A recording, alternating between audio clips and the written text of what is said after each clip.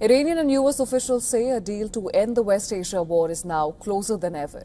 Even mediator Pakistan has expressed optimism that a deal is within reach. Iranian Foreign Minister Abbas Araghchi has shared the details of the deal.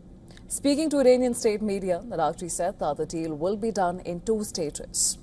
The interim deal would include reopening the Strait of Hormuz and ending the war on the Lebanese front. While the nuclear issue and lifting of sanctions on Iran will be discussed in the second stage when a final agreement is reached. Listen to this.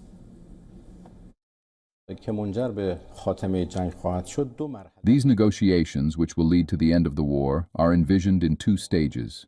The first stage is a memorandum of understanding to be signed between Iran and the United States. Then, negotiations for the second stage will begin, and subsequently, in the second stage, we will have a final agreement.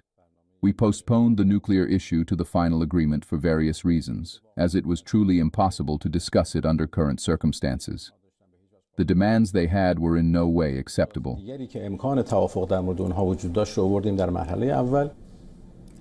Well, Araghchi also made it clear that Iran will continue to exercise some form of control over the Strait of Hormuz. While US President Donald Trump has repeatedly demanded that shipping through the strait return to pre-war status, Araghchi stressed that traffic through the Hormuz Strait will never be as it was in the past.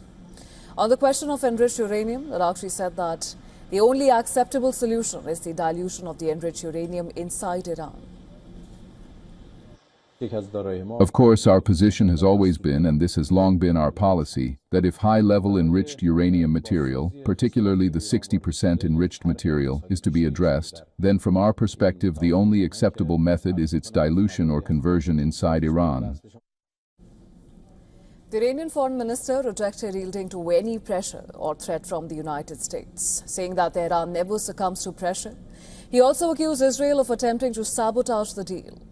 Now, separately, top Iranian negotiator and Parliament Speaker Mohammad Bagher Ghalibaf has called the United States to honor the commitments made in the deal. In a post on X, Ghalibaf wrote that there should be no ifs and buts, and commitments made must be kept by the United States. Pakistani Prime Minister Shehbaz Sharif has also confirmed that a final agreed-upon text of the peace deal has been reached. Now, as the 2 sides inch closer to a deal, the Swiss Foreign Ministry has proposed Switzerland as the venue for a possible signing of the deal.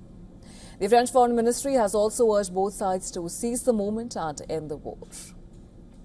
However, the deal has now turned into a narrative warfare. According to Iranian news agency IRNA, after an initial agreement, Iran and the United States will further hold 60 days of talks, with the focus shifting to talks on Iranian nuclear program and uranium enrichment. While Mehr news agency says that the deal would also see the release of $24 billion in frozen Iranian assets.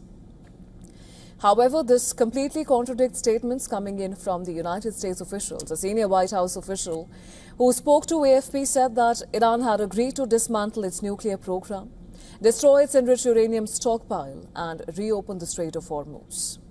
The official also said that no frozen assets will be returned until Iran honors these commitments. US Vice President J.D. Vance has also said that Tehran will not receive any cash or funds for simply signing a deal or attending a meeting. But he added that if Tehran meets its obligations, economic benefits will follow, with both sides still offering different versions of what has been agreed upon and what has been left to future negotiations. It remains to be seen if a deal is signed or it remains as elusive as ever. For more details, our correspondent Susan Tehrani has sent us this report from New York. Take a look. In Washington, attention is turning to whether or not a diplomatic solution can overcome the obstacles between Iran and the United States, and whether or not they can sign a deal. While President Trump says that a deal is close, still key issues remain, including the future of Iran's nuclear program, sanctions relief, and also the future of security arrangements in the region, notably the Strait of Hormuz. There's also the question on whether or not Israel will ultimately agree to all of the elements in a possible agreement. For now, negotiators are saying that they're closer than they have ever been in months to a deal, but key differences remain. And they are cautioning that a breakthrough is still not guaranteed. Susan Tehrani reporting from New York for WION World is One.